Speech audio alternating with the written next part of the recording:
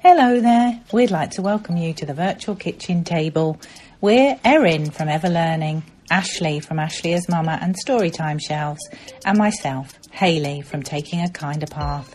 We're gathering for conversations about family life and home education, particularly unschooling, which is sometimes known as self-directed learning, or as I like to call it, natural learning.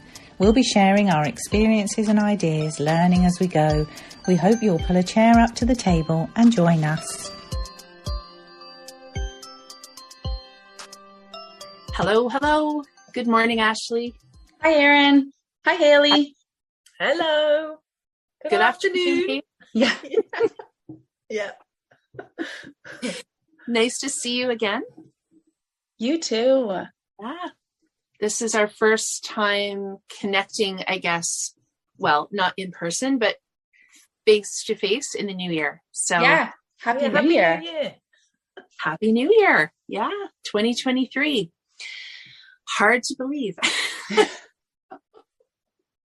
Flying by. Yeah, it does. I was somewhere the other day listening to something, and somebody was talking about asking how many people in the room remembered 23 years ago when the whole Y2K thing was happening, and people were, I guess on the edge of their seat. And my kids find that hilarious, like that was even a concern, I guess. But anyway, so yeah, a number of us remembered that, and we're just kind of chuckling. So yeah, definitely. Here we are 23 years later, and yeah, everything's good. So, yeah, we're still here. Yeah, we're still here. Computers are clearly working. Anyway, so to get on topic a little bit, we're talking about joy today. And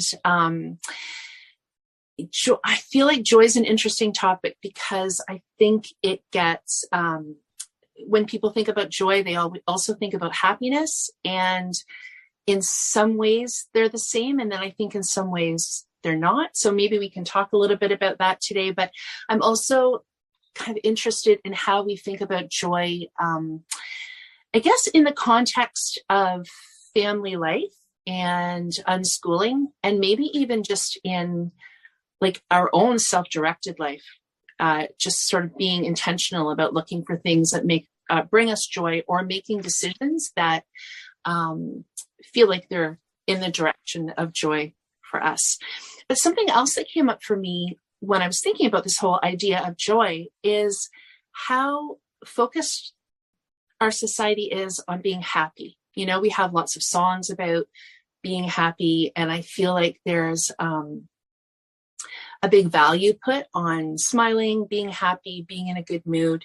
And I mean, I certainly value those things as well.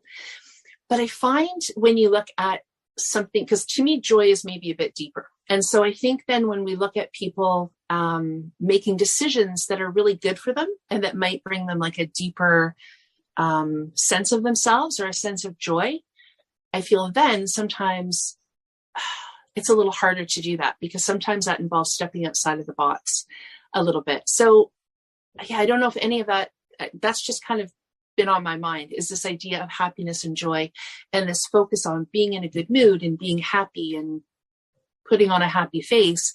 And yet sometimes when people move toward those decisions that might bring them that deeper joy, and I think maybe there's some pieces around self-directed learning that we can dip into around this, that just feels a little bit harder. So I don't know if that resonates for anybody, or I think, as I said to you just as we were logging in today, I had meant to look up a little bit more around various definitions of joy, because a lot of them do just sort of seem to be synonymous with happy. But for me, I think of them a little bit differently.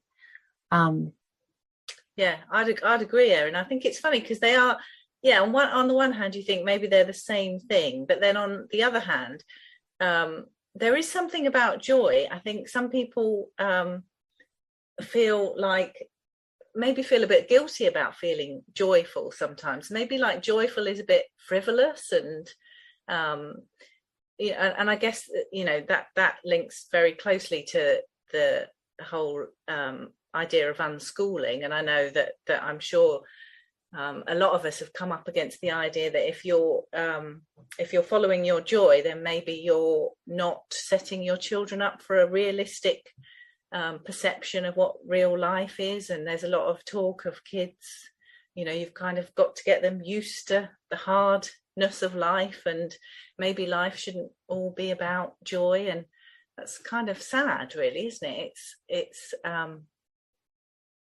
sounds a little bit sad when we're that joy should be something that maybe we should that anybody should feel guilty about, or that that it's not something that we should be striving for with our one life that we've got, and that we're hoping to do the best with it. That you'd think joy would be a good thing, and obviously it is a good thing. Lots of us are striving for joy, but I think there is that element of that as well, of somehow maybe feeling a bit guilty sometimes that it's not a realistic thing. Yeah, it makes me think a little bit about growing up myself, actually, and kind of and I don't know if it was intentional or not. It probably wasn't from any of the adults, parents, teachers, but this idea that anyone of any age had to get stuff done, or get stuff like be productive, whatever it was, right? Like you had to get a hard day of work in, whether at work or at school, and then like the joyful stuff came afterwards, almost like you had to earn it. Or you could be in that joyful moment without feeling guilty because you were productive earlier in the day, or you accomplished things earlier in the day, and valuing those two things differently. It made me think also about, I was listening to Pam Laricchia talk on a podcast recently, and I really she talks a lot about joy, and I was listening to her talk about what she means when she talks about, like when she says living joyfully, which I agree, I think is something we all wish for, or maybe all strive for. But she was talking about something that just made a lot of sense, that I think goes along with what we're talking about here. And it was this idea that living joyfully isn't about things never feeling heavy, but rather realizing that there can be both. So even in hard moments, you can find joy. So it's not a matter, I think she was talking about, it's not always a matter of once you figure everything out, then life will be joyful. Once you have all the answers, then finally we'll get to a place that feels more joyful. But rather, it's kind of maybe what you were saying, Erin, like it's deeper than that, and it's figuring out how to find the joy even in more challenging times or in just everyday life. So I appreciate what she shares around living joyfully, because I think, to me, for myself, I can realistically see how that's more possible, I guess. I'll leave it there, but I really thought that was a helpful way for myself anyway to think about, well, how does a family overall live joyfully? And that was helpful. I really like that, actually. I like because there's the thing in fairy tales, I suppose, isn't there, the idea of people living happily ever after, and almost that's kind of a passive thing, isn't it? It's kind of the circumstances will all come together, and you'll have this happy ever after that you don't really need to do, it will just be there, and perhaps you don't need to work at it. It's just happy ever after, great, done. Whereas being joyful, I guess, to me, it feels like it's more of an active thing. It's something that that we intentionally can look for. And I think there can be joy even in really difficult times. And I mean, certainly when you're putting a lot of effort into to something, that's often when, even though things are hard and they taking a lot of effort, sometimes those are the most joyful moments, because they feel really worthwhile, even though they're really hard. Mm-hmm. I think, and when we're really sad about things, sometimes there's a lot of joy that can still be found in terms of the deep connections that you can have with other people, and the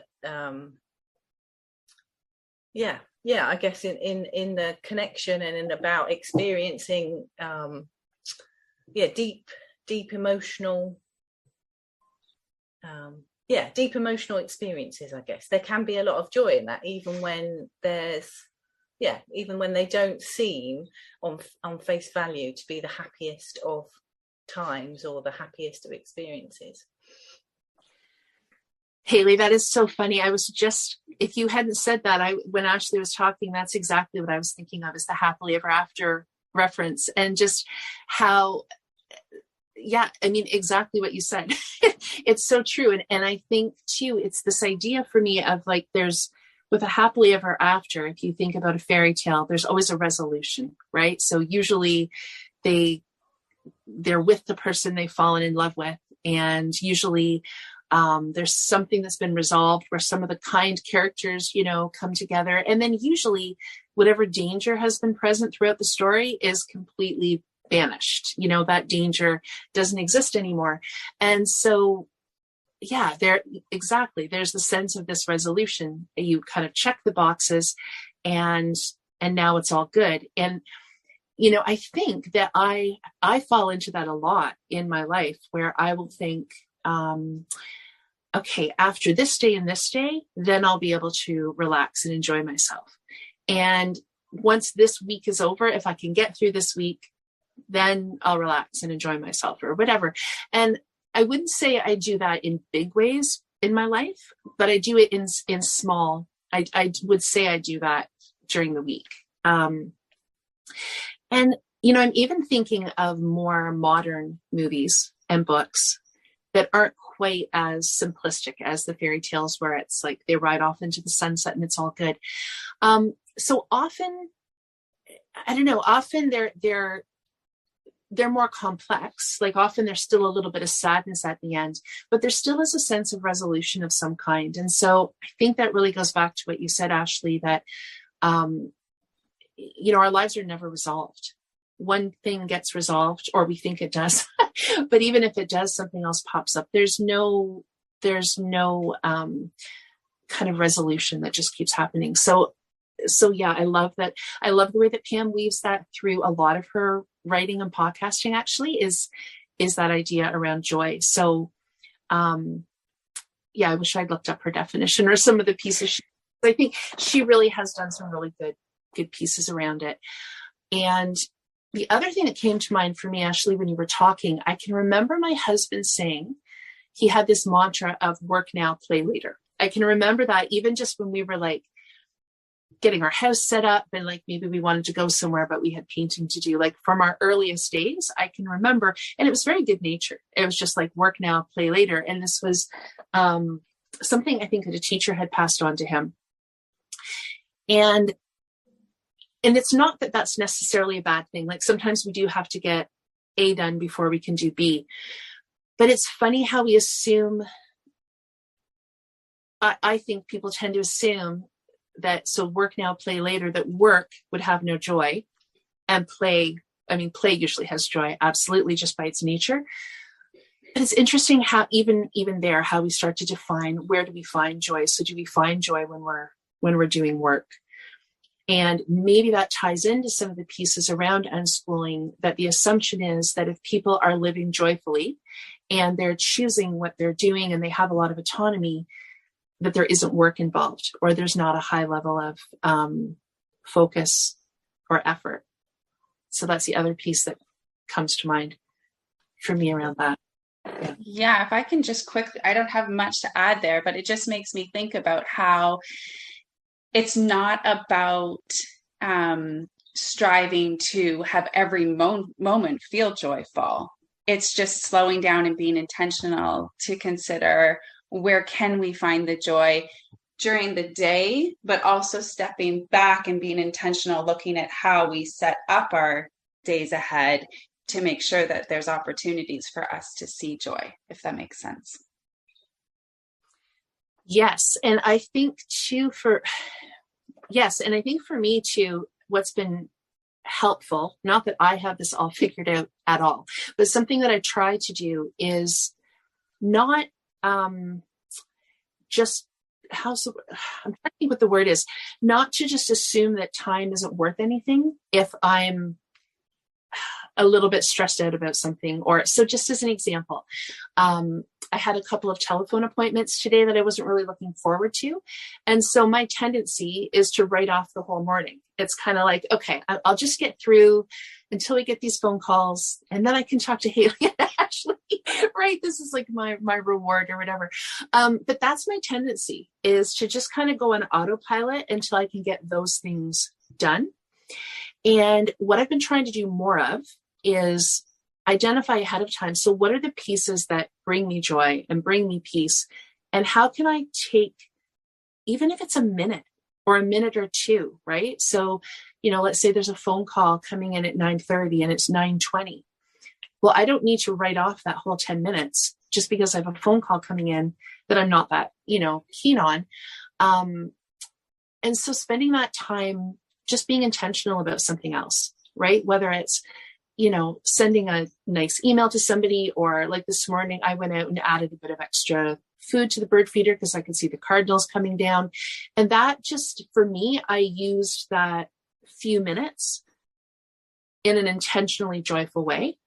Whereas if I'm not intentional about it, I just go on autopilot until I can get those done. And it's almost like I don't value those minutes because they're leading up to something that I'm not looking forward to.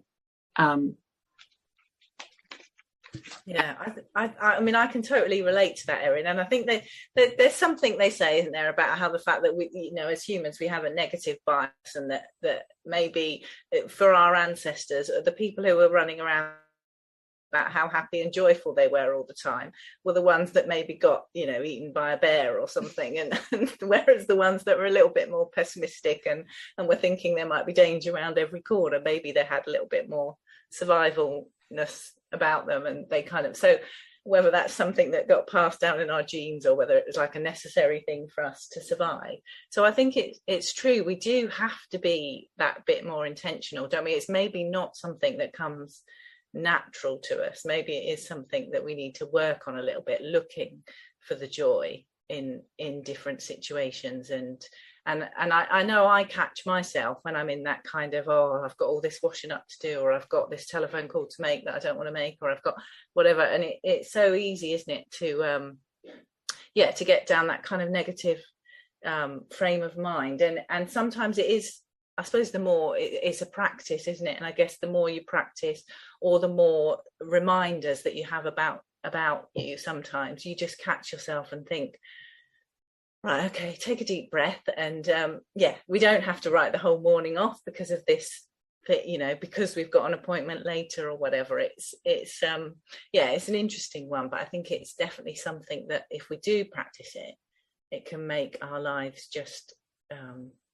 so much more enjoyable, can't it? Yeah, this is something I feel like I am learning. Like, I'm in my late 30s and I wish I had picked up more of this a lot sooner. And I keep that in mind when I think about, obviously, like my own kids, right? And what I can maybe try to model for them now as I'm figuring it out. But just what you were saying there, Haley, I was reading something very recently, and I don't remember where it was from, but I was reading about stress. So like what you were saying about how it's that stress is built into us. And it was talking about how stress isn't all bad. It can be it's really helpful. It's there to help us be prepared for whatever, right?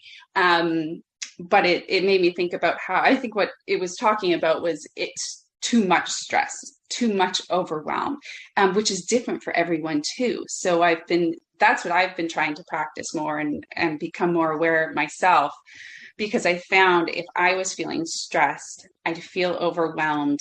And I, like what you were saying, Erin, I'd get lost in it. Like those minutes would go by, or those hours would go by, or a whole day would go by, and be kind of lost to that stress that I was feeling. So it's like that practicing, and it can be pretty simple things, but I almost, I'm learning from other people, whether it's listening to other people talk about what works for them, to, what are the tools they have almost, so that when they are feeling that stress, they can kind of get out of their head and into that present moment, which I actually think that my kids help me with that quite a bit. Whereas not long ago, I would have thought the kids made it harder at times. Like if I was feeling really stressed or overwhelmed, I would have thought, I want them to go with someone else who isn't feeling this way so that I know that they're okay and I can just focus on getting through this stressful period. But really now it's trying, and that goes back to, I think, living this life together and figuring out how to do it together. But yeah, for myself, like thinking about obstacles that we can face when we're looking for joy, stress is one that pops up for me. But it's, yeah, having that awareness of, well, stress is actually important for me to have.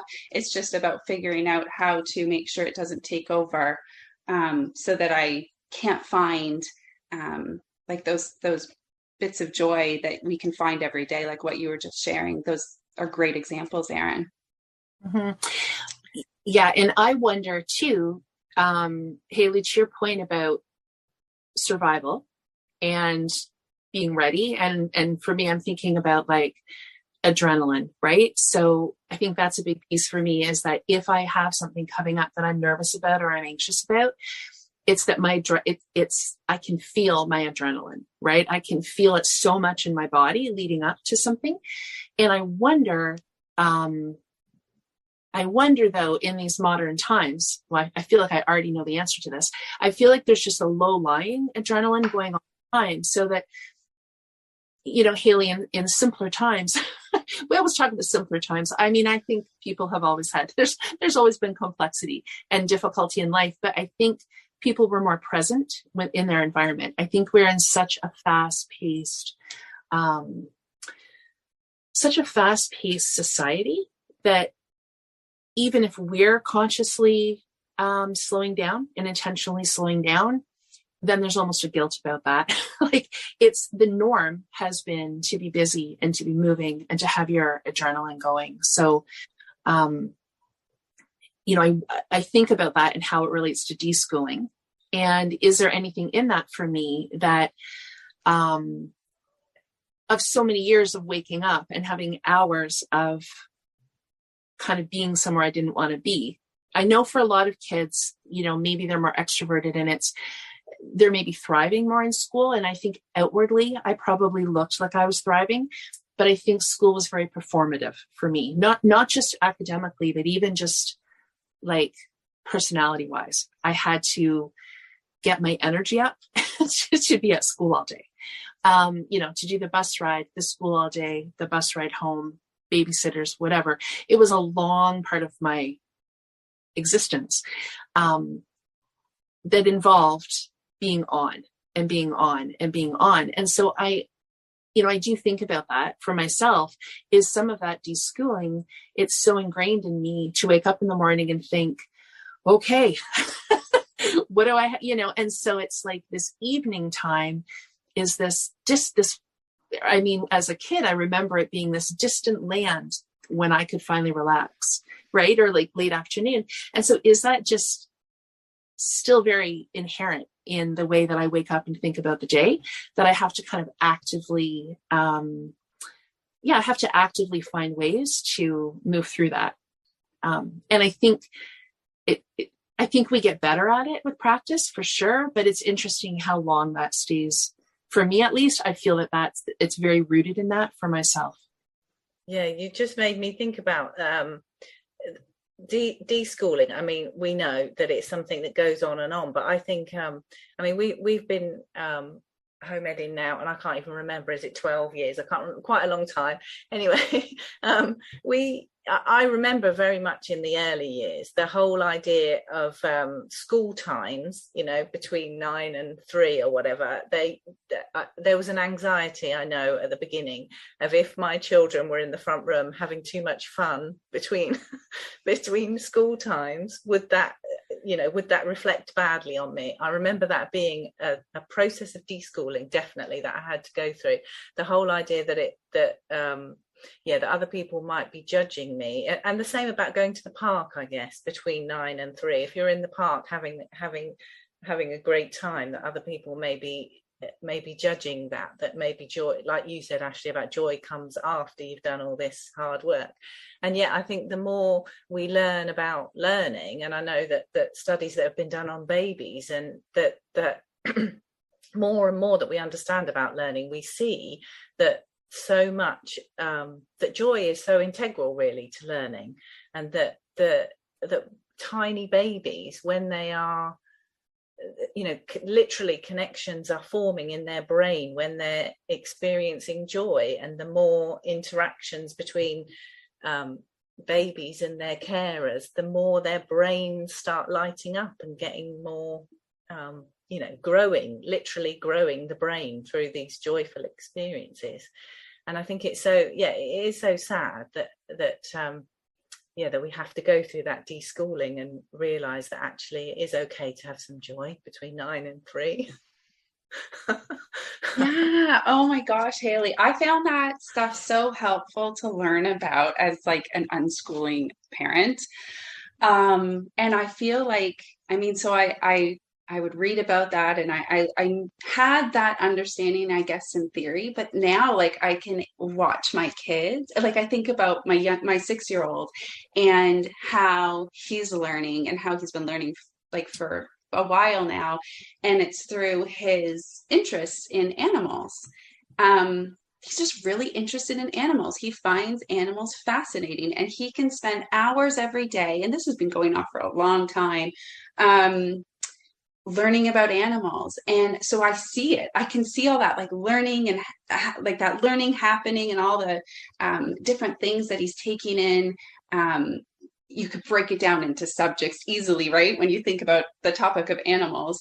So it's not, it's not just a matter of him learning animal facts, but it's that he's learning all of this stuff while he's experiencing joy. So having that like understanding of like what that's doing with his brain, almost like as an unschooling parent, I can be like, okay, we're good. It's a little bit of reassurance, I guess. But I feel like we have that knowledge. The research is there to show that, what's going on when we're living and learning with like through joyful moments. Like that's such a great thing for all of us. But our society, we haven't really changed enough to match that. And I'll just quickly add, I don't know that I feel it so much anymore, maybe a bit, but certainly where we live, we will often be across the street at our park on a school day. And just by, the comments or the questions that we get with people who are often seniors around here, they're at home retired and they're out walking the dog, and they see my 2 guys playing around at the playground, and sometimes they're like, that's lovely, that's amazing. Many of them feel better about it and more okay with it when they find out that my background's teaching. That just, oh, okay, that makes sense then, right? Okay, oh, that's great that you can do that.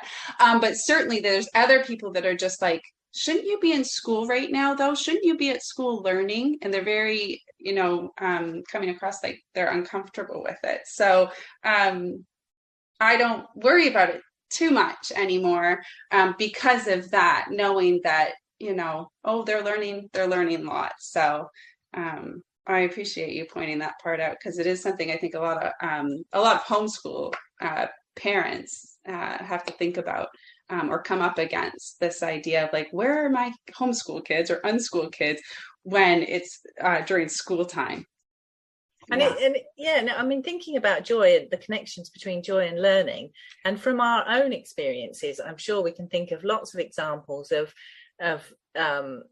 being at school, and the things that we remember, the things that we learn are often the things that we enjoyed the most, the teachers that we connected with the most, and the lessons that were the most fun. Those were the bits that have stayed with us all this time, and yet maybe lots of other stuff that we learned just for the test and wasn't particularly interesting. Our brains have thrown that bit out now and replace that precious real estate with something else. because if it didn't make sense in our lives, and it didn't have a place, and it didn't bring us joy, then what was the purpose of it, I guess. And I know that we learn, we definitely learn in in times of emergency, I guess. You know, we can be very efficient learners if we need to in terms of emergency, but in terms of the information that stays with us, joy is so important, I think, isn't it, in terms of helping cement that information in our brains. You know, we remember that. Yeah. Yeah. It you know, I think about, so I guess the equivalent when kids are a bit older to the idea of being out at the park and being seen at the park and people questioning that. I notice, and Haley, I don't know if you can relate to this at all, but as my kids have gotten older, when you're talking to people about how your kids are or what your kids are doing, there is an assumption that when they get into the high school years, that it should be really hard and not very joyful, which is kind of weird because there's also a paradox that high school are these great years. So there's this idea that there are these great things like sports teams and prom and student government and those sorts of pieces, but that also they shouldn't be feeling too much joy. And it kind of reminds me of, you know, we were talking before about the piece that I wrote in the Stories of Unschooling Families community, and I think it was called, Do We Deserve to Be Joyful? And I think the reason that popped into my head was that we were having a conversation, like my family was somewhere with another couple of families, and they had children around the same age as my daughter. And they were just talking about how just the pressure and the pressure of high school, the pressure of some of the courses, it didn't sound very joyful in the way they were talking about it. But you almost feel like you can't, it's accepted and it's kind of valued for it not to be very joyful. So I find it's an odd conversation when you have a child or a teen who is really exploring a lot of those same interests in a very joyful way. So this person had a child who was in like an art school. And so the assumption is, oh, they're in this art school. How exciting, what a privilege, how wonderful. And so they were asking the teen about, you know, how's school going? And you're in this wonderful program. And the teen they were like, oh, you know, they weren't loving it. And they didn't carry on about it, but they definitely were clear that they weren't really enjoying it. And so it was interesting to watch the adults' reaction. So you had on one hand somebody who just, oh, well, of course you are. It's, you know, it's this wonderful opportunity. It's this wonderful art school. Of course you are. What a great opportunity. I wish I could have done that. And you're so good in the arts and blah, blah, blah. And so just kind of rushing to tell them they didn't actually feel that way. How silly, right? So it was really invalidating. To me, it was just very invalidating of what the teen was saying. But it also showed me how uncomfortable people are with, I guess, people not being happy, but also with not being happy with kind of the status quo. Like, this is what we all do. Of course you're happy. You've even got like an extra bit with this arts program. And then there was somebody who was very, like just very kind and very sensitive and saying, oh, you know, that's too bad. This piece sounds hard. Or, but it was sort of the idea of you'll get through, you know, hang in. We've all had to do it. Hang in, you'll get through. And then there was somebody else who came in with kind of the standard, well, that's actually good. It's good to do things we don't like in life because life is full of hard things and this is really good practice, right? And I think in the piece of writing in the community, I described it as kind of like the too bad, so sad approach. It's like, this will make you stronger. And so it was interesting for me because also having a child of a similar age who's also very interested in the arts and watching her go about things in her own way. So choose courses she's interested in. You know, as you were saying, Ashley, like bring other things into it. So bring her interest in animals and like it's also integrated, right? It's not just art class or you know, drama class or whatever. It's all very integrated. And there's not even a really good way to describe that kind of learning. Like it's so like for example, late last night, and I'm sure she was up past midnight, she started to become interested in nature journaling, because she's really interested in wildlife conservation, but she's also really interested in art. And so somehow last night she decided she wanted to create her own notebook, because she doesn't find the ones in the store are versatile as far as the type of paints that she wants to use. So anyway, she was YouTubing a bunch of stuff. She had her sewing stuff out. She's ripping up different books and putting them into new books. And then she's sewing, like she's making the binding. And like, this is all happening at like midnight on like a Sunday night. And I don't think anybody in that room would have cared about that. Like if they said, oh, I don't know how you describe that kind of joy. And, our last conversation, we talked about flow. Like that's the other thing I saw, was so much flow in what she was doing.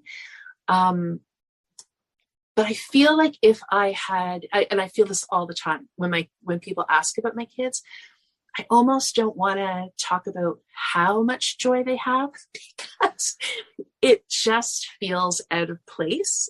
And when I've tried, people are kind of like, okay, yeah. I can't really describe our life when people are so boxed in. So I don't know.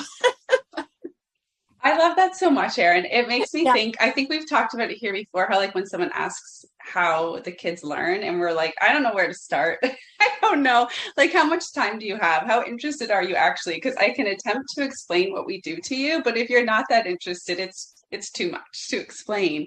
But what a word that came to mind when you were talking about the way your daughter learns is, and not knowing how to describe it, the one word that kept coming to me while you were talking was like individualized.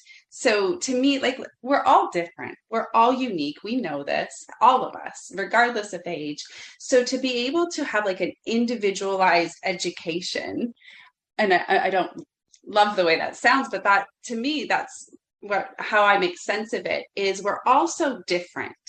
And if we have the opportunity and the space to dive into something that we're interested in, but do it our own way, like that's what I heard, like your daughter was, really individualizing what worked best for her. To me, I'm like, what a great environment to do anything in, and especially to learn something. And rather than like trying to fit into something, fit into school, fit into a classroom, fit into a course that maybe you picked, or fit into a curriculum. Because I know, like, as unschoolers and self-directed learners, that can include all of those things, right? If the learner picks a curriculum they want to try, or a course they want to sign up for, or class or whatever, that could be a really good thing. But I think what might be a common experience, my guys aren't really at the stage, so I don't know, I'm not really speaking from experience, but I could see you still have to try to fit into something, and that could be fine. I could see that working really well at times, but I can definitely see how to have that time and space to really just, and not just to have the time and space to do like what your daughter is doing, like really individualize and set this up to work for her, but to have the support. That would be a big piece for me in my own personality. Is especially in a society where that's not where a lot of people are learning, especially as a teenager, to know that someone is in relationship with you, that you, have a strong connection with. So a parent, but it could be someone else, supporting you and cheering you on and saying, oh my gosh, like, I admire how you're going about this. And not everyone would need that. But for myself, that would probably reassure me, I guess, in what I'm doing, and almost give me, it's like having like a little cheerleader, right? And I think sometimes that we need that, because even though it's like we're the individual learner and we want to do things our way, we don't want to necessarily do it in isolation. So having someone, do you know does that make sense? Like, that's just like another little thing as you were talking, that would be, I just think that's such a beautiful way to learn, especially, I mean, at any age, but especially as a teenager, I would think. So, yeah. Yeah, no, I agree, Ashley. And I'm also thinking, so she is a person who likes to have courses. But again, they're very she'll come across something and she's like, oh, I have been wanting to I've heard about this and I haven't learned this technique. I'd like to get this course, or I would like to strengthen my skills in this area. So yeah, she is a person, like you're saying, like it can encompass all those things. She is a person who does that. And yet, even though those courses are probably taught by people who are, probably more experts in their field, they're actually doing the thing than necessarily a high school teacher would be. There's still somehow, because it's chosen and because there's freedom around it and because there's joy around it, I still feel like it's not validated in the same way. It's still hard to bring up in a conversation. Like it's a little bit easier that she does like some of these structured pieces, but it's still not, like you're right. Even when we're feeling passionate and joyful about something, and we can be individualized, but it is nice to have some partnering and some validation and some company, even in sharing our interests. But yeah, so that, yeah, I don't know, it's been interesting for me as they've gotten older to see how that park piece that you guys are talking about, I feel like it's the same thing. It's just a different stage now. Yeah. And you can't deny the kind of effort and attention and initiative and all those things that your daughter is displaying by, you know, what you've just, you know, described to us. All those things are there, aren't they? She's taking initiative and she's being creative and she's coming up with her own ideas and she's committing to it and getting stuff done, isn't she? She's, you know, she's being productive. It's, you know, it's, yeah, it's all really good stuff, isn't it? It's it's just a shame that some things are valued in a different way, isn't it? Just because they're maybe not in that structured environment. Mm-hmm. Mm-hmm. Yeah, and I do wonder if there's I wonder even if my hesitation in talking, maybe, you know, if people are asking, what are we up to, or what are my kids up to? Is my hesitation also that you almost feel a little bit badly that you're experiencing so much joy and other people seem to be so, I don't know, stressed out or almost indignant that they're not feeling too much joy at times, like talking about how hard things are. And I don't think it's not to take away from the fact that children are plugging away at something. So if you take a child in school who maybe is having a difficult year and they are trying to get through it and they are plugging away, I don't think, for me, it's not taking away from that effort that they're making. They are in a difficult situation and they are doing what they can to get through. But somehow it makes it all the harder to say, oh, you know, we're doing things this way and we have a lot of joy. And to your point, Haley, it's not that it isn't hard. It's not that they're not challenging themselves, but there is joy in that work. So maybe it's kind of back to that idea that work does not have to equal a lack of joy, or effort doesn't have to equal a lack of joy. But yeah, definitely. I think I think there's a lot of things that there are a lot of elements to it, really, aren't there? And I think one of the things that I think gratitude is quite closely linked to joy as well, isn't it? Really, I think that if you can cultivate a kind of an attitude of gratitude, then you can often find joy, can't you? Even in those really difficult situations, if it is a situation where you're having to work hard, put in a lot of effort, maybe in a grueling environment, maybe, you know, in you know, I don't know, harsh climates or cold temperatures or whatever, but you are grateful for, you know, you can find gratitude in some of those things, then joy definitely comes, doesn't it? Even in difficult circumstances, I think, or it can. Obviously not always, but I think there can still be, and the fact that joy is there doesn't mean that other things aren't there, which I think I said earlier was about, which I don't know whether that seems like it doesn't make sense, but the fact that joy and sadness are not necessarily opposites, I don't think. I think there can be elements of both, can't there, in certain situations. Yeah, I think that's a really important one, Haley. And I think like taking the time to like say these things aloud within our family and with our children can be helpful for ourselves, but also for them, and talking about how you can. I mean, actually, it makes me think about the different picture books I've read with my kids because they're still little. Well, like 9 and 6, right? So we'll pull picture books about like having more than one feeling or emotion at a time. And I think that's really valuable because you have to, we are experiencing that. We have these like different emotions, and so many different emotions even throughout one day. So to take the time to actually talk about what that feels like and what's going on, and I don't know if I like to use this word, but like it kind of normalizes it. Like it lets our kids know that, yeah, you can feel happy and sad at the same time. Lots of us do. We talk about examples of when that happens. But like, I love it when people, and I'm not the best at it, but I love it when people give real life examples. So I can offer one that we've not recently, like a few years ago experienced when I lost my dad unexpectedly. Which therefore like my kids lost their granddad, and my oldest was 5. So he was definitely having, emotions and experiences with that. My other one was kind of too young. He was 2. But I always think, like when I was thinking about today's conversation, I was thinking like that to me is my example of a time where there was a lot of sadness as a family and grief. And it wasn't just like one day of sadness. Like it was an ongoing thing. And I mean, we can still have days where we're sad about that one thing.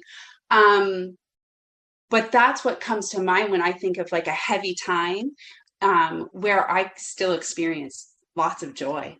Lots of happy moments, especially within our family and with the kids. So that's like a nice, for myself, I find that's a helpful example for me to pull from when things get really crappy and things are, there's like some really heavy moments and a lot of sadness, but knowing, like just remembering, but I still had many moments of joy. I don't know. I find that helpful for myself to remember that, because life, that's part of life, is those harder moments. And I think having those conversations, so I would bring it up with the kids, and I have throughout the past few years since losing my dad, we use that as an example of how we can be really sad about something, but it doesn't feel sad every minute of the day, and we can actually have really joyful moments too. And that's great. That's life.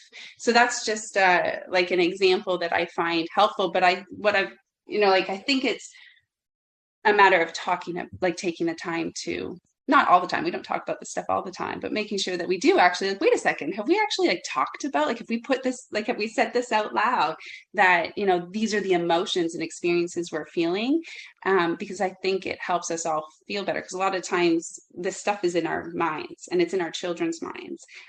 So it's helpful to be able to converse about these things with people that we're close with, so family or friends. And I think joy is a real antidote, isn't it, to stress as well, isn't it? It's that people talk about laughter being the best medicine or whatever, but if people do laugh together and if people can find joy, then not only is that really connecting and helping you feel closer to other people, but it also is literally helping to move those stress hormones through your body and releasing them, and get so that you're not getting to the point like you were talking about, Erin, before, about being stuck in stress for too long, which is obviously where stress becomes a problem for our bodies, doesn't it, and our minds. Whereas in small doses, stress is a good thing. Yeah, it keeps us alert and it keeps us moving, it gives us motivation. It's got lots and lots of positive points, aren't there, to stress. But it's when it gets stuck that it can become an issue, can't it? And I think joy is something that's so can be so powerful in helping to relieve stress. So that's just another little element to it, isn't it? Well, and and we're talking about how work is not mutually exclusive from joy, and so then I'm thinking, so stress isn't either. We've kind of decided, how what we think the word stress means. But if I think about like even really early this morning, my eldest headed to the airport again. So he's on a plane again today. But he had a lot of things to piece together, right? Because he was picking up his friend. He has the snowboard, all his snowboard gear, all those things. And so what I could see was a combination of stress and joy. Really excited about going and just feeling joyful to be able to go. And yet there's still that adrenaline because you have to make sure they're on time. It snowed last night. So what are the roads like? Let's not forget, I mean, I didn't do any of this. He's older now, but you could see him mentally, like making sure he had his stuff together, making sure he had his plans made. But there is joy in that stress. Now, obviously not all stress feels joyful.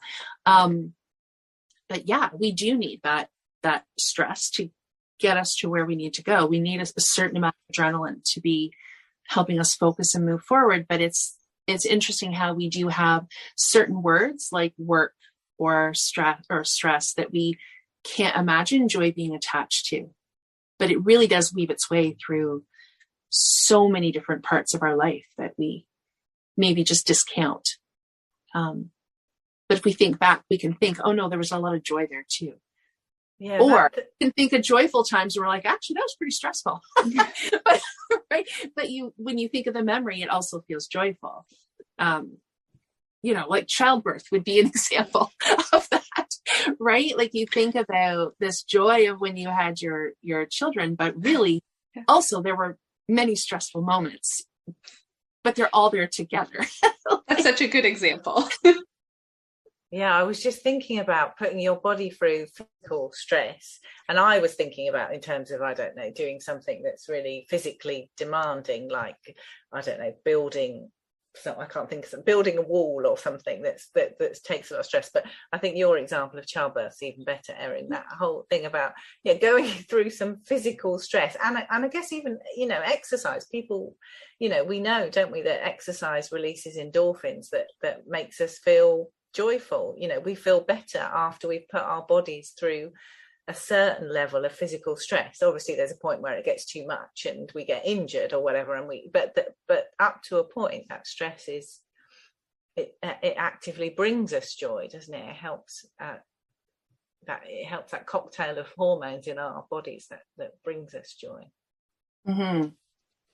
And I'm just thinking, going off of that, how I was thinking about your joy list, actually, Haley, and the piece you wrote about that, because before today, I wrote my first joy list, but it made me think about how it's really helpful to think about how different people experience joy. So what might bring me joy, it's probably it's different for anyone else. So like my kids, for example, right? So it was not easy at the beginning, but once I got going, trying to think of what brought me joy, my list grew.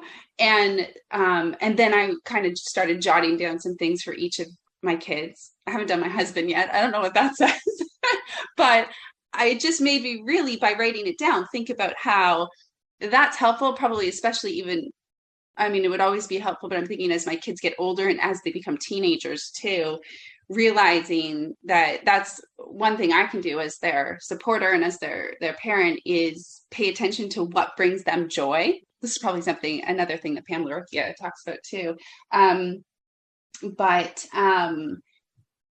Just realizing that because we are all different, like different things bring us joy and different things. So like exercise, right? Like some people, the exercise can feel not joyful at times, but overall, that you lead a more joyful life because you exercise, and that might be true for someone. It's not true for me.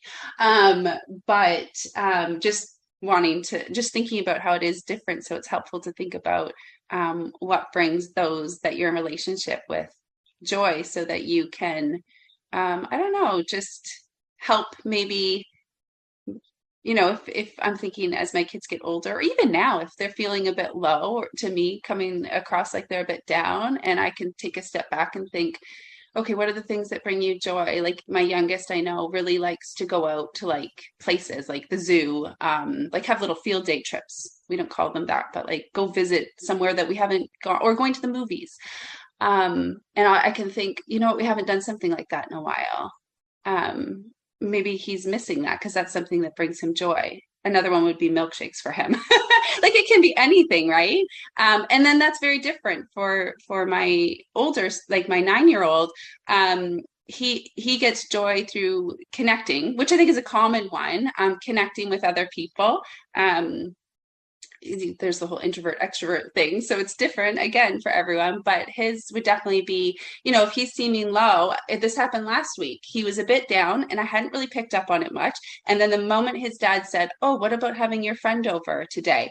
Oh my gosh, you could just see a switch in him, and I noticed that, and I thought, oh, and it made perfect sense, because that's something that brings him joy and always had, just that opportunity to connect with other people. Yeah, I think we were talking earlier, weren't we, about the whole thing of how this is a practice, and it helps to try and be intentional. And I'm so grateful that Joy List was something we discovered really early on in home education, and I wish I could remember where I found the idea from. But we did that right at the beginning. We all sat around the kitchen table with loads of craft materials, and we made these we all made our own individual joy lists and stuck glitter on them and thought about, what kinds of things brought us joy going to the park. And I remember one of my things on there was about shooting basketball hoops. That's one of the things I really like doing if I'm at the park. And some really simple things. And obviously there are things, like you say, things like going to the zoo and stuff, and maybe one-off, or not one-off events, but sort of the things that don't happen so often, like when you have everybody around for your birthday, or special things. But then there are also really simple things like for me, when somebody brings me a cup of tea, that I'm getting joy. Every day I get lots of joy from that. That's I'm lucky that I've got lots of people here who do bring me a cup of tea. But it's something we go back to regularly. And in fact, my youngest daughter was doing a joy list the other day, because she's had quite a few days. She's been a little bit poorly, and she'd had a few days of thinking, oh, I'm feeling a bit bored, and the word bored kept coming up. And so we talked again about, oh, maybe we need to do a new joy list. Let's go back and think about what are some of the things that are bringing you joy at the moment. And I just think it's such a helpful, it can really change it can really sort of brighten up your days, I think, if you have that tangible list that you can go back and look at and think, oh yeah, I'd forgotten, which seems silly, doesn't it? Why would we forget the things that bring us joy? But we do, don't we? We get busy, and we have so many demands on our time, I suppose, and so many things going on that you just forget, don't you, sometimes, the simple little things that can bring you joy. So yeah, we love that in our house. And I think the idea of making lists, it just really prioritizes it, and it shows the kids that you prioritize their joy and you value the things that they're interested in. And I think doing one for ourselves is so interesting, because I don't know about you, but that's not something that I don't remember being asked what brought me joy. I'm thinking especially in like a learning environment, that's kind of a new thought. So to sit down and think about what that is for yourself too is really fun. That must have been so fun, Haley, to kind of kick things off that way. Yeah, I think it really helped to it really helped to kind of set the tone, I suppose, in so many different ways. Not only was it about, we want this home education thing to be fun, but also it was, I suppose, the idea that they could see straight away that, we were interested in what they thought, and we wanted to do things in our lives that mattered, and that, learning. And that I suppose we valued that idea of learning being fun. And I think there were so many so many different ways that it set us off on quite a good footing, really. And like I say, it's something that we definitely go back to again and again. Yeah, I just one thing, and we've kind of talked about it, but I don't think we've used the term mental health, which is when I really think about why we choose to like live and learn this way and do and unschool. Like to me, like what you're talking about and what we've now started to do with this joy list, it really, it's not it is a simple thing to kind of sit down and do, but it really does. There's so much more involved with what's going on there. And I keep thinking about how this is one way that is like something you can do as a family to kind of, I don't know how to put this. I haven't thought this through, but like, I'm just thinking how to be intentional with our children's mental health. And you know what this might help is I think in that blog post, Haley, where you talk about Joyless, you mentioned how, actually I might have wrote it down, about how, great to lead by example for, these are not your words, I don't think, but to like help our children, guide our children to follow their joy and practice self-care.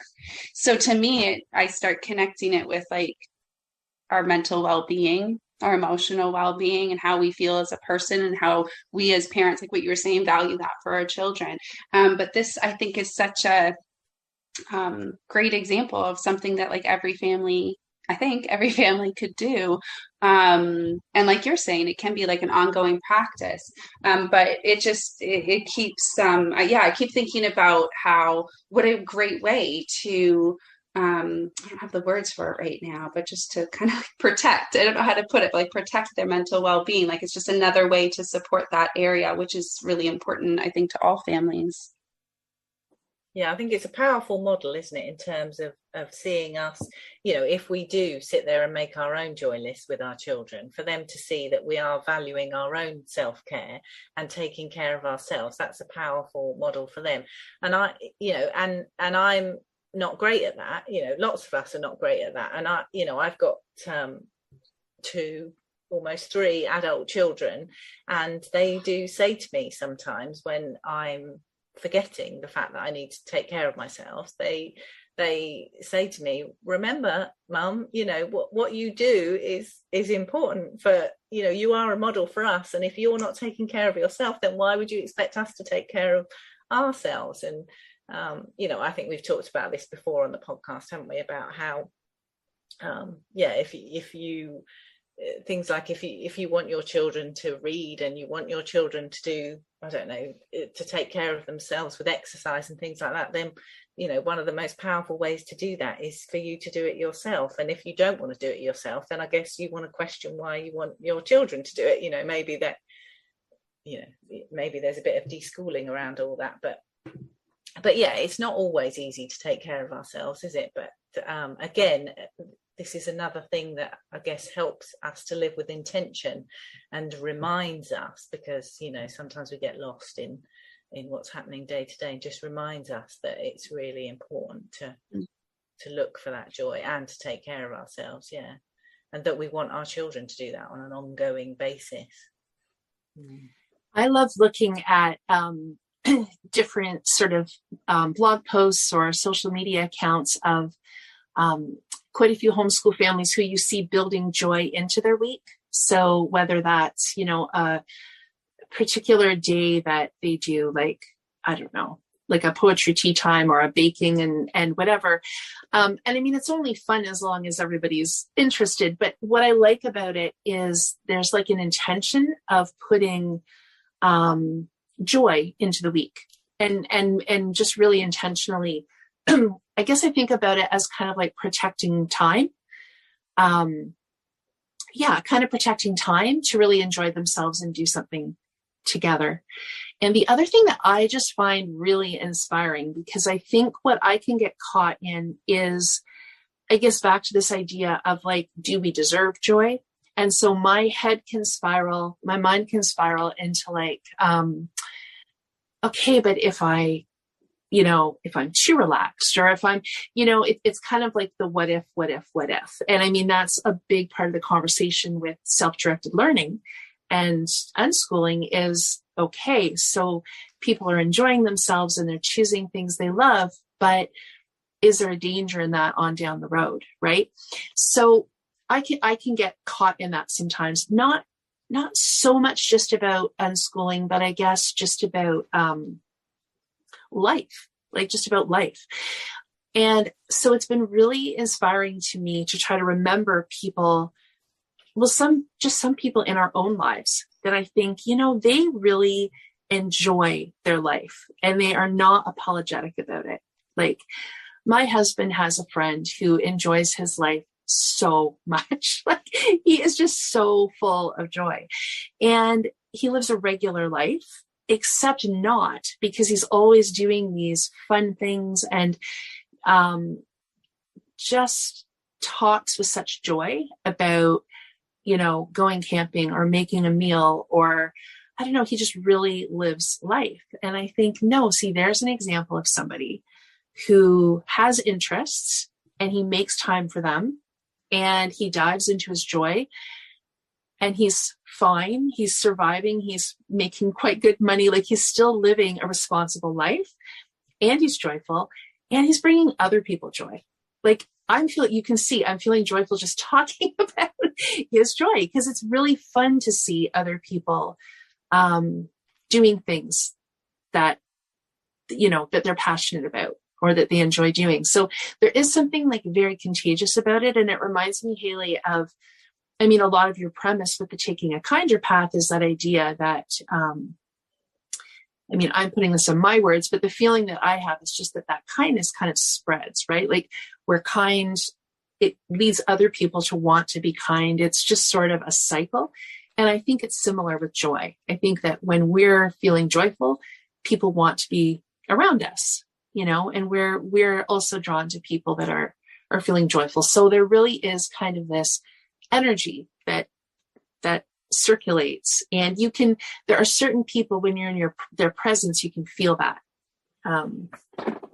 So I find it helpful to kind of keep those examples in my mind of like, just people that I know who are really, it's kind of an overstated thing now, like living your best life. I don't know, that's maybe a bit cliche, but I guess that's kind of the closest thing I can think of to describe it. And I think it comes back to that thing that I said earlier about being an antidote. I think if we are feeling guilty about being joyful, then maybe that helps to remind ourselves that actually the more joy that we put out into the world, that's a good thing. That gives, when we're being joyful, somehow that for some people they might find that a kind of permission for them to be joyful. And then, as you say, it being contagious, Erin, that can be really powerful, I think, can't it? And a knock-on effect. And I think for our children as well, it's really important for them to see us being joyful, because what a dreary life it would be if they never saw us being joyful. That would be sad. So hopefully that helps to ward off that guilt that sometimes we feel about joy being frivolous or that it's a waste of time or whatever. It's just not, is it? It's so powerful for so many reasons, and I think we should try and embrace it as much as we can. Mm-hmm. And I think similarly to the idea that we can feel joy even if parts of our lives are tricky, like we can feel two things at the same time. I think, yes, parts of our lives are always going to be tricky, even while other pieces are going well. And I think similar to that, in our family, I find that happens. So, I often think people will say, oh, how are your kids? And I'm like, well, it depends on who you're asking about, right? Because you can have a child who's really just really having a flow of a time and things are going really well. And you can have another child who's struggling. And that can be over a period of time, or it can be on a particular day. So I think, continuing to model that, we can pull that joy out, it's not so black and white that it's a bad day or a good day. That helps me sort of really experience the good times with one child and still hold space for somebody else's difficult times, knowing that there will be pockets of joy we can pull out there. Because I find that's a complex part of being a parent is people are not always on the same page as to where they're. Yeah, definitely. And you've just reminded me then about something earlier. I think it was you, Erin, that when we were talking about the happy ever after, and you were saying about how there's a kind of a resolution in those fairy tales or those films or whatever sometimes, and that idea that life is kind of done, or it's. And I think that's a really interesting thing to think about in terms of unschooling and learning as well. This idea that there is never a point at which our children are done or our learning is done and that's it then. Now we've kind of learned everything. That just doesn't happen, does it? We're continually learning, and just because we haven't learned something up to this point, there is always the potential for us to learn it in the future. And I think sometimes that's really important to hang on to as well, that you don't have to have got everything done by now. It is a continual process that keeps going. And that's what we want. We want our children to keep learning, don't we? And we want ourselves to keep learning, because, none of us, we're not all right, are we? Although we all think that, to a degree, we're all, we've all got the space and capacity to evolve. I guess that's what I'm saying. Yeah. However enlightened we might believe we are at some point or another, there is always more to learn, and there is always somebody else who can give us a new perspective or a new reframe, and that's the great thing, isn't it? That learning just goes on, and again, like joy, we just need to embrace that and try not to worry about what we haven't learned so far, but know that it is a process that will go on. Mm-hmm, mm-hmm. And I feel like there are going to be days that, sometimes we just can't imagine where to find joy, and that can just be okay. Like sometimes a day just is what it is. And, because I don't think, for me, it's like I don't want to get onto a treadmill of that. There's this term toxic happiness where you're almost chasing joy or chasing happiness. And for me, it's not about that either. There are those days where you're just like, this is kind of a write-off. And I think that's okay. It just is. I think there's a lot of, there's a lot of shades in life, isn't there? Kind of that whole light and shade thing, and that we, ups and downs and whatever. Life is twists and turns. That's what life is about, isn't it? And I think there's that helps, doesn't it? On the really dark, sort of difficult days, that can help to know that there's, things are likely to change. Things are always, that's one thing we can count on, I guess, isn't it? Change really is coming. Yeah, that reminds me of another thing I was listening to recently, where someone was talking about supporting our kids and learning that they can sit in discomfort. So like, as we're having this conversation about joy, I think we're really talking about how it's not about figuring out the answer on how to live joyfully every minute of every day, but it's figuring out how to be this way for ourselves, but then model it for our kids, in that there are, no one's got it figured out. I remember growing up thinking like, okay, once I finish this school year, once I get that job, once I get this, once I get to this next stage in life, I'll have it figured out and I will be happy. And that's just, like you're saying, no one ever gets to that destination. It doesn't work that way. But realizing, like that antidote, I guess, right? Like realizing that there is discomfort, that's part of life. And as parents, we're not trying to just remove all discomfort from our children's lives, but letting them know, like making sure that they are having opportunities for joy and supporting that, but also when they are not feeling joyful, whether it's just a bad day or a more tricky time, even just being in relationship with us. There's can be joy found in that. But letting them know that it does change, like what you're saying, Haley. It does. We're not going to be stuck in it. We can have space for this. We can acknowledge it. We can feel it, and this is reality right now. And validate all those crummy feelings that we're having. But that, like that piece of just knowing that it will change. There's still joy, and we'll get there. I think is like just really healthy for young people to have an understanding of. Yeah. Oh my gosh. Okay. So does anything else come to mind for either of you? No, I don't think so. I feel like we covered lots.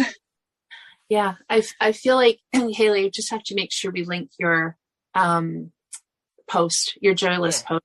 Yeah, I think you have more than one, maybe. I'll have to have a look, but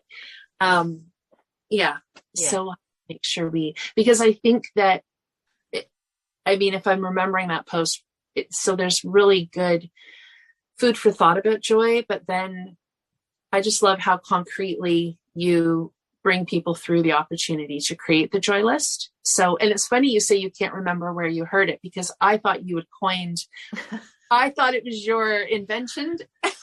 So yeah, well, I don't know if I'm guessing I read it somewhere, and I don't know if what I read, they called it a joy list. I can't remember, but whoever it was, I'm very grateful to them for the whole concept of this being something to something to do as a family, because it's and I'm grateful that you conceptualized it that way, because I think it just nice and concrete. So, okay. Well, thank you both, and have a great rest of your day. And you. Thank you. You too. Thanks. Bye, guys. And this ends our conversation today. We hope you found it interesting and helpful. If you'd like to connect further or see additional content, Erin can be found on the web and on Instagram at Everlearning. Ashley can be found on Instagram at Ashley as Mama and Storytime Shelves. And I, Hayley, can be found on the web and on Instagram at Taking a Kinder Path. We'd love it if you'd share this conversation with anyone you think might like it. And if you've enjoyed this episode, maybe you'd consider leaving us a review. We'd love to hear your thoughts. We're so grateful you made time in your day to listen to us chat. Thanks so much for listening.